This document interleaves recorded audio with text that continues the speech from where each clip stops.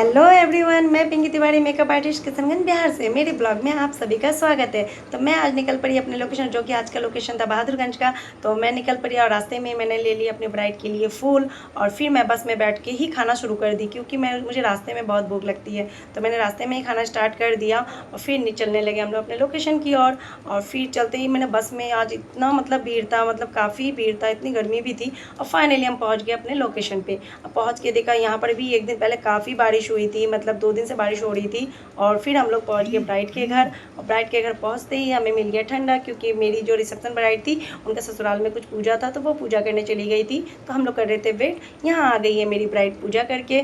तो फिर मैंने अपनी ब्राइड से पूछा कि उनको मेकअप कैसा चाहिए, रिसेप्शन का लुक कैसा चाहिए। उन्होंने आज भी वही कहा जो कि कल किया था, कि आपको जैसा अच्छा लगता है आप वैसा ही मेकअप कर दीजिए। तो मैंने इनका शादी का भी मेकअप किया था, तो मैंने इनसे पूछा आपका मेकअप कैसा था। इन्होंने कहा काफ़ी अच्छा था। तो उसके बाद फिर मैंने स्टार्ट कर दिया। यहाँ मेरी स्टूडेंट भी अपना पार्टी मेकअप कर रही थी, तो फिर उन्होंने दे दिया नाश्ता। तो मैंने नाश्ता तो किया नहीं, थोड़ा सा ठंडा पी लिया। उसके बाद मैंने अपनी ब्राइड से शादी कर ली, जो कि मैं हमेशा करती हूँ। तो मैंने अपनी ब्राइड से शादी करने के बाद मैंने अपनी ब्राइड को पहना दिया घूंघट।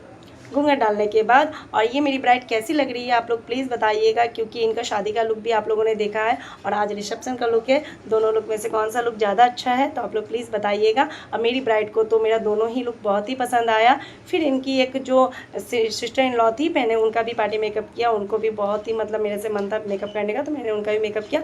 फिर हम लोग निकल पड़े अपने घर की तरफ। और ये मेरी जो स्टूडेंट्स है ये बोले जा रही है, और इनको लग रहा था मैं इनकी वॉइस डालूंगी, बट मैंने डाला नहीं है, क्योंकि हम लोग बहुत ही बातें कर रहे थे और मैं चुपचाप हंस रही थी, क्योंकि मुझे पता है ये लोग जितना भी बोल रहे हैं वॉइस तो मेरा ही आने वाला है। तो उसके बाद फिर हम लोग घर की तरफ निकल पड़े और हम लोग पहुंच गए अपने घर के तरफ। तो थैंक यू फॉर वॉचिंग और मिलते हैं नेक्स्ट ब्लॉग में।